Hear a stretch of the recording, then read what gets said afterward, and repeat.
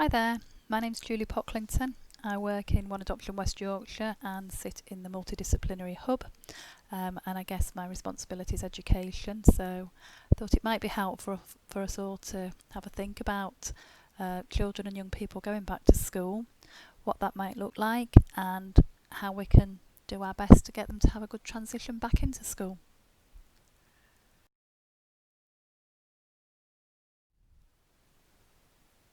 So I guess before we think about your children going back to school, it's quite important to think about yourselves and where you are in all this. I guess you'll have all had different experiences and some of you will be desperate to get your children back into school. Others might be really anxious for all sorts of different reasons. But it's important that wherever you are, you can kind of have a word with yourself and not project any anxiety onto your children, because they're going to pick that up very, very quickly if that's the case.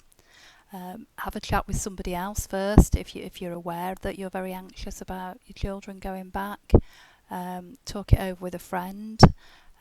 Think about how you're going to feel taking your child to school, and get yourself in a good place before you even start to have those discussions with your children.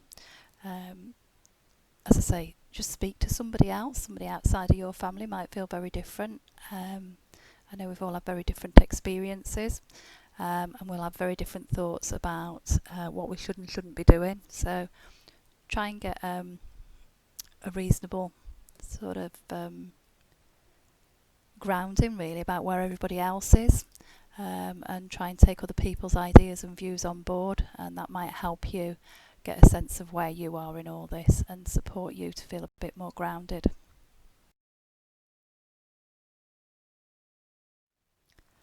And it's good to know that we're on the right track, because as I was doing this and just putting the sound over the presentation, this popped into my Twitter account. So it's good to know that we're in the company of Bruce Perry, who says here, "I can't emphasise enough how important it is for those of us who are parents, teachers and therapists who are in positions of influence in our communities that during the current situation we regulate ourselves. If we take care of ourselves, we're going to be able to help the people around us stay calmer. And if everybody's going to be physically, socially and emotionally healthier, then that's what we need to do." So there's Dr. Bruce Perry, and he wrote that in March 2020.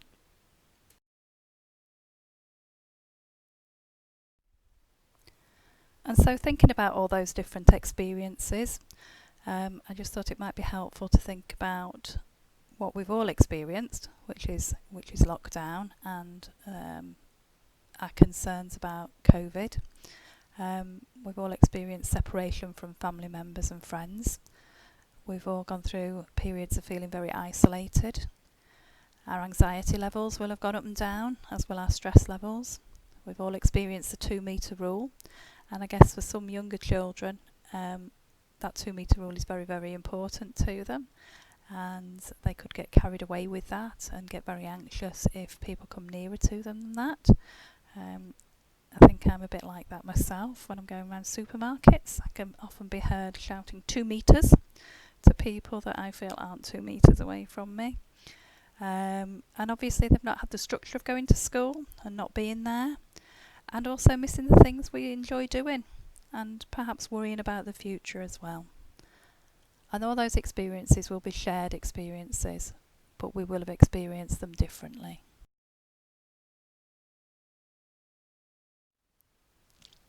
So when we're thinking about everybody's different experiences, and I guess every family's experience will have been very different, we know that for some it's been really helpful and positive for families to have that time at home, and so the return back to school might not feel as good as it will be for others. For some, it may have been incredibly challenging being at home. It may have felt claustrophobic, sometimes very frightening, and sometimes quite depressing. I guess we need to bear in mind that some families will have lost significant family members. And I think it's important to remember that school staff will have had all those feelings as well. Some of them will have had to have shielded. Some of them will have lost family members. Some of them will be anxious about going back to school. Some of them might have health issues. And I guess, I don't know, but maybe there's a bit of resentment built up between different staff in schools about those that haven't been working with children and those who have. So I guess they've got to settle back into those roles and responsibilities again. And again, I do say it's important to acknowledge your own anxieties and worries and share those with schools, because they might be able to answer some of those concerns. I guess when we're thinking about your children, it's perhaps helpful to have that conversation with them to see if they're worried about anything. Ask them how they feel. Are they excited? Are they wondering about germs and how they're going to be addressed? Are they desperate to meet up with their friends or key members of staff and wondering how to greet them? Because we might have to practice those things before children go back into school. You may even have to have that conversation if your child's been one of those that are in the key worker bubbles, as the expectations are going to swap and feel different again. So I know that some of the schools around where I am, we've got some schools that have insisted the kids go in school uniform, even though they're not doing any schoolwork at all. We've got other schools where kids have gone in their own clothes, and everything's been very relaxed. And I guess for those children then to suddenly have the structure of being in their school uniform again, being in a different bubble, not a physical bubble, as I heard somebody thinking they were actually going to be put into bubbles, like the Zorb bubbles, the other day. So explain what a bubble is as well, because say younger children might have a very different idea to what you think their idea is.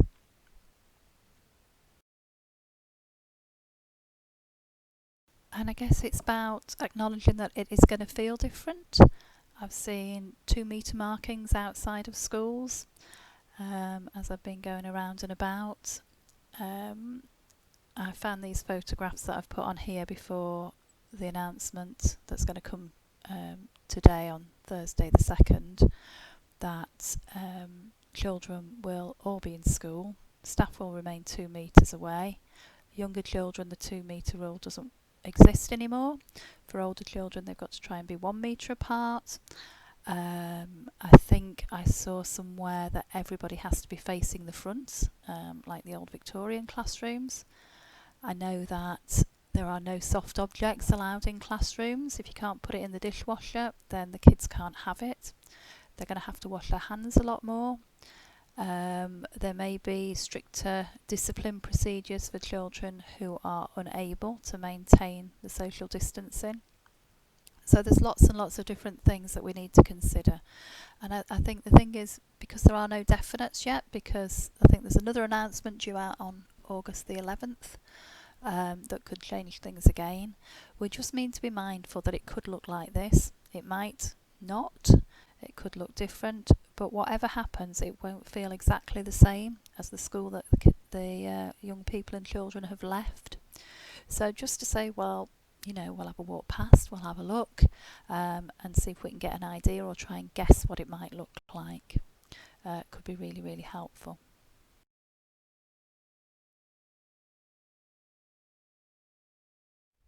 So in the last few months, a lot of things will have changed.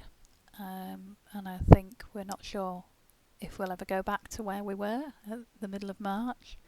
But I guess what we're hoping for is that schools are going to have to think a bit more about the emotional needs of our children. I know that educational psychologists have been doing lots of work with schools in the duration that the majority of children haven't been there. It's recognising that not everybody will have had the same learning opportunities whilst they've been out of school. If you're in a family of 5, then the likelihood of getting adult attention to sit down and help you with your learning in a cramped environment is probably going to be far less than somebody who's a sibling group of 2 where both parents are at home, one's not been working, for example. So the hope is that schools will try and reconnect with the children before formally educating them. I was talking to a head teacher the other day, and he was of a high school, and he was saying that because the corridors excuse me, are so slim, then they've got a really rigid way of emptying classrooms and allowing children to go to the next classroom, which takes about 20 minutes. And at that point, there were no break times because they couldn't police them, if you like, for want of a better word, to make sure that everybody was safe. But the teachers were taking that opportunity to have a chat and just talk about things with the students, have a bit of a laugh and a joke, and really try and reconnect with them before formally trying to educate them. And I think it's also an opportunity to think about why children are behaving, why they're behaving, and see that now as a reaction to their experiences, which I know a lot of adoptive parents have known for a very long time. And schools hopefully have had the opportunity to catch up with that now. Schools will want to have a dialogue with you about how things have gone at home, hopefully, and what's worked well and perhaps what's not gone so well, and things that you've struggled with yourself when you've been trying to educate your child. And I suppose what I'm thinking is that some of our children may have learnt better at home because they're less anxious than they are when they're actually in the school building. So there may also be a mismatch of what children achieve in school and what they've managed to achieve at home. And I guess conversely it could go the other way. Schools may be able to offer a different timetable now for children who are struggling. Although I believe in the information that's coming out today, they're talking about fining parents for children who aren't going to school. It will be interesting to see whether local authorities take that one on board or not, and whether that actually comes out as a thing. But hopefully schools will get more creative and recognise that children can still learn at home.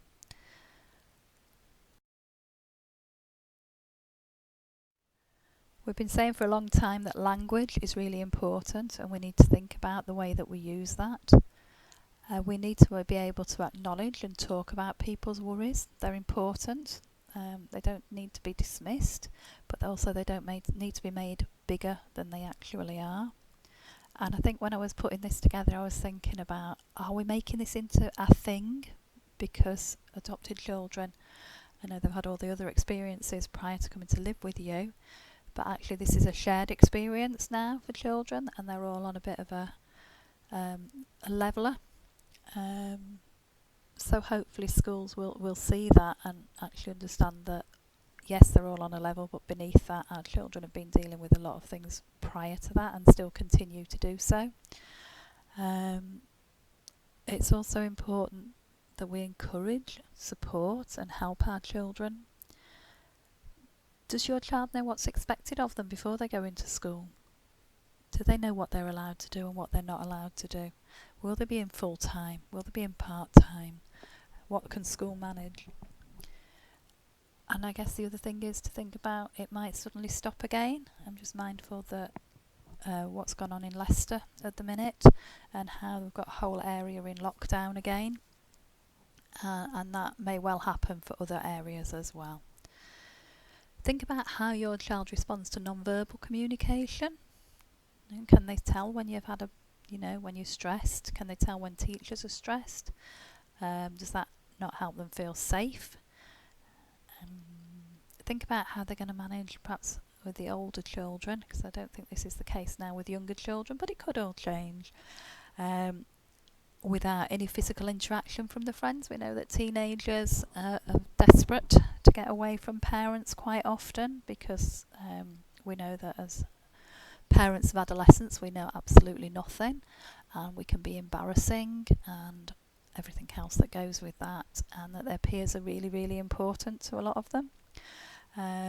Generally when you see teenagers together, they've got their arms over each other, they're linking arms, they're play fighting like puppies.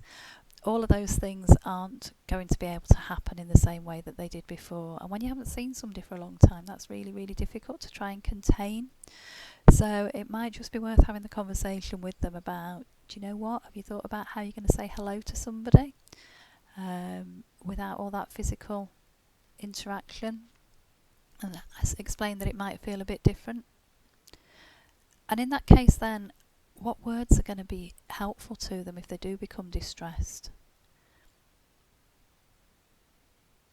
We need to think about that. What will help them calm down if somebody can't put an arm around them to help them feel safe? What's the best way of managing that? Who would be the right person to have a conversation with them that could really gets them and can sort of help calm them without any physical interaction at all? And also, conversely, think about which words will offer encouragement if they're doing really well, or they need just a bit more guidance or a bit of chivying along. Who would connect with your child to be able to do that? Who's the best person in school to do that? Just a few things to think about.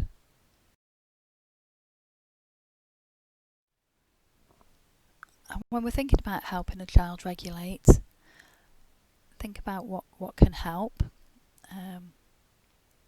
And I think what can help is whatever you know can help. And below here I've just put a few suggestions. Could it be a bit of time with a trusted adult? Might a key worker be helpful? Music, favourite music, would that help a child regulate? Just going out and doing something, a bit of exercise? Or a change of scenery? If a child's struggling in one classroom, could they go for a walk around the playground? Could they go and pass on a message to somebody? I'm not sure when that'll be able to be happening in schools. I'm just aware of what the regulations are saying about having to wipe down door handles every time somebody goes in and out. So they may be a bit less reluctant rather to do that and want children to actually remain within their classrooms and not move about the school. But can they swap activity, I guess, would be another alternative to change of scenery. Could they do something completely different? Could they go and get a drink? Could they move and look at something else? Could they do something that they find easy, something that they enjoy? Could they show someone else how to do something? Quite often that can be a real help for supporting confidence and growing self-esteem. Could they do something outside in their allotted area? Could they go and plant something? Could they go and dig a hole? Could they go and look at insects? Could they go and pick different sorts of grasses? Just something that helps reconnect them with the outside. And whatever we do, we need to remove the shame. So anything that is critical should not be happening. Anything where your name goes on the board is not helpful. Let's think what we can do to remove any shame for these children.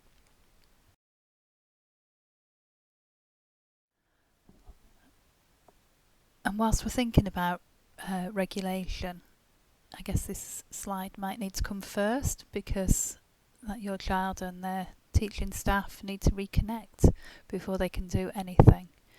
So it's really helpful if school staff can explain to your child that they were really, really missed, how great it is to see them again, and what an important member of the class they are, that they share and take an interest on what's been going on for us all. You may feel that you haven't been doing a lot, but over the period of time your child will have developed new skills, be that learning to ride a bike or tie their shoelaces, juggle, skip, and for older children, sing, learn to use Zoom, play a musical instrument. All those sorts of things are things that are going to help reconnect people. Share the things that you had in common. If the staff can explain that they were thinking about them even though they didn't see them. I know some schools have been more successful in staying in contact with families than others. Notice things about them, and if your child can tolerate that, then perhaps they could share the positives. I think everybody's hair's grown, unless you've been really lucky to have a bubble with a hairdresser or get an appointment. Then everybody's hair will have grown, Littleys will have grown in height. All sorts of things like that you can notice about a child, and help them notice how they've been missed if the activity is away from the others. So if they go off somewhere else to do something, welcome them back. Say, great to see you, what have you been up to? Let's see which bit of work that you've done there. fantastic, or have you had a great playtime? Those small little things can really help a child feel valued and help that relationship get back onto the road where it was before. You can wonder with a child. If you see a child making a strange face, for example, a smirk, I'm wondering if that sort of means that you're struggling a bit, or you're letting me know that you don't know how the answer, or do you get what I'm saying to you? I wonder what that could mean. And also, staff should try and remember that any behaviour is that way of communicating. We say it every time. It's not a personal attack. Think about what the child might need and what could regulate them in these strange times. And hopefully they'll speak to you as parents about that as well. And as I said before, if you can share anything with them, then that can be really useful.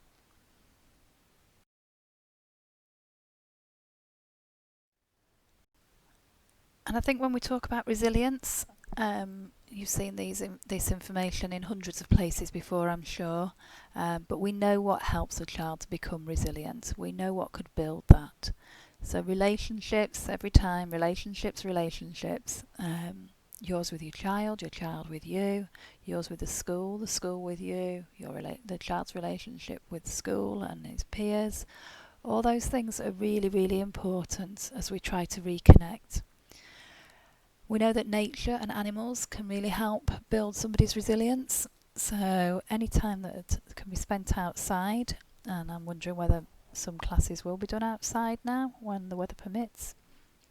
Anything creative, anything where you can help somebody else, or making things collectively, so as a group, then making one big thing out of what you've done.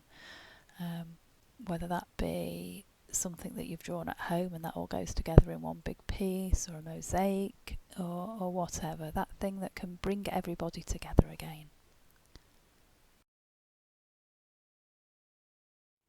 And whilst we're all thinking about going back to school and what that might look like, it's really important not to forget the things that we would have done had COVID not struck. So the normal transitional stuff that you do so well and you work with schools so well together to do. So talking about school in a positive way. Remember the great things that your child did there, what they achieved, the fun times that they had. You can walk past the school, perhaps arrange for a socially distanced chat with a key person. Have a nosy in through the windows, see what it might look like. You might need to ask the school staff first if that's okay. You don't want to be reported as a trespasser on the school ground or freak somebody out that's not expecting faces at the windows. So ask first. And for some children it might be really helpful just to walk past at the weekend when nobody else is there, or before school or after school when children aren't there. Otherwise that could be too much to expect of them to take on board. Could the school email pictures of what classrooms look like, of what the hall looks like?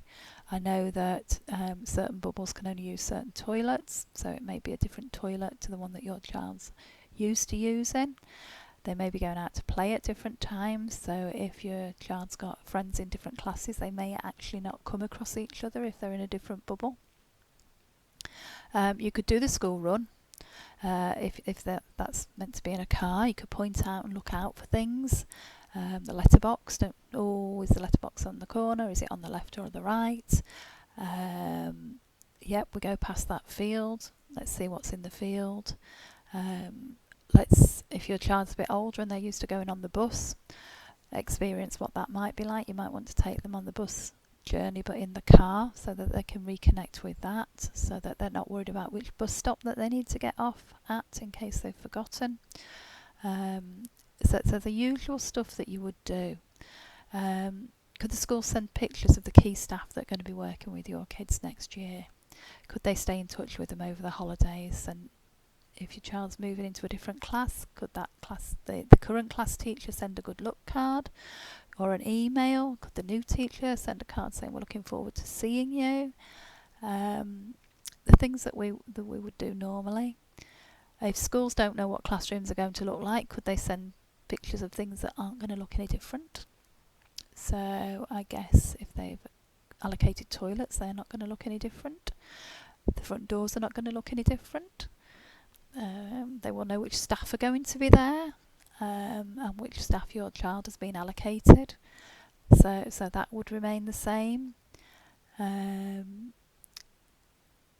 Things outside the school, so the playground facilities may not look any different.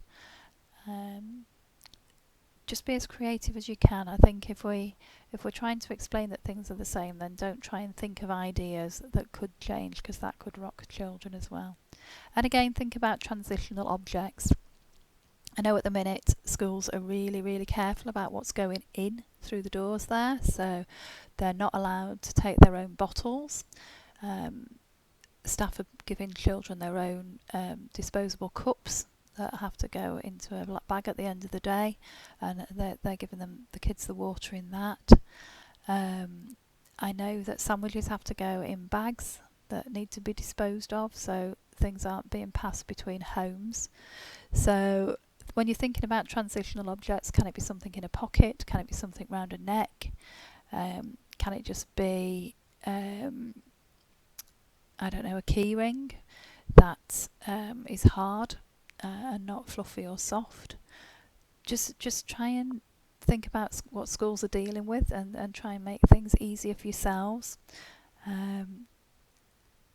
Because, rules are changing every day for everybody, and no more so than in schools. So they've just got things set up one way, and new guidance is coming out for something else. They're just allowed children to be 1 metre away, and perhaps by the time we go back that might have disappeared, or we could be back to 2 metres. So I think schools are preparing for everything changing all of the time, and obviously that's exhausting for them as well as it is for you.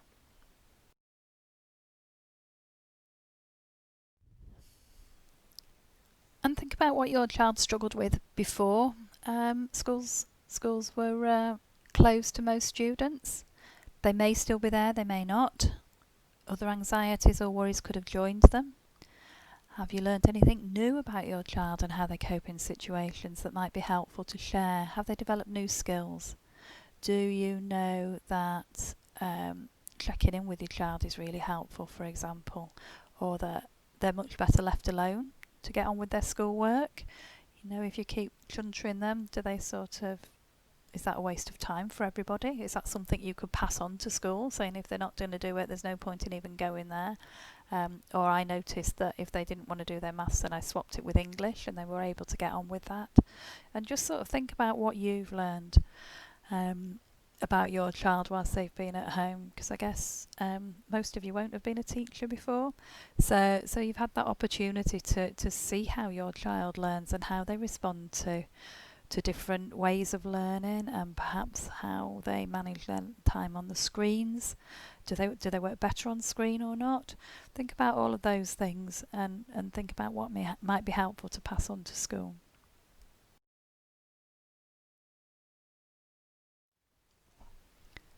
And as I spoke about earlier, social distancing I think will be a thing, because we all do that differently. As I say, when I go around supermarkets, I can be heard shouting 2 metres to random people who invade my 2 metre space, and getting quite upset when people say, but it's okay because I've just forgotten something, or oh yes, I've noticed I'm going the wrong way, but oh, I must be that way out today. And I could get quite cross about that and have to have a word with myself. So think about how your child how used to having their own space when they're outside they are, how they might respond to people coming into their space. How would they react if they see somebody that they would normally want to hug? What happens if they can't control any impulses whilst trying to manage social distancing? What strategies are there for that? What are schools going to do if that happens and your child can't manage social distancing, if that's what's required at the time? Just sort of have a bit of a role play, maybe. Go through things before. So when you see Daisy, what are you going to do? You haven't seen her for ages, and I know normally you'd want to give her a great big hug, but we can't do that at the minute, so let's think of other things that we can do. And be as creative as you can. perhaps have a little WhatsApp chat with Daisy before, so they can get all that catching up and that excitement out of the way. I know that teenagers are finding it really difficult. They don't know what to do with themselves. This social distancing is all very weird for them, and then I guess others have completely thrown everything out the window. They're going around the parks like they normally would, arm in arm, and not taking any social distancing measures into account because they're teenagers, and I guess they think they're young, and what's all this about? Because it doesn't matter to us, because we're not the population that are having to shield or that get ill.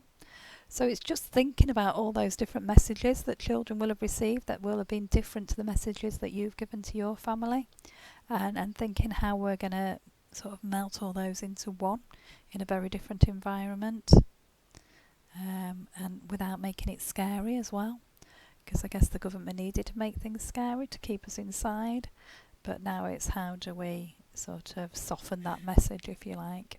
And you know your child best, and I guess that's why it's up to you really to help them understand what the world looks like or what it's going to feel like, because you're the best people placed to do that.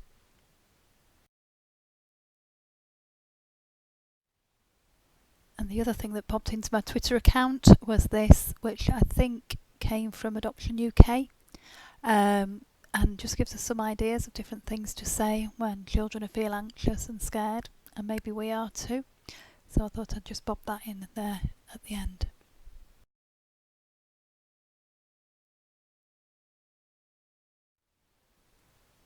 Along with some useful video clips and also some useful websites that it might just be worth having a look at. Some of them you might like, some of them you might not, but there's a selection there, so hopefully you'll get something out of one of them at least.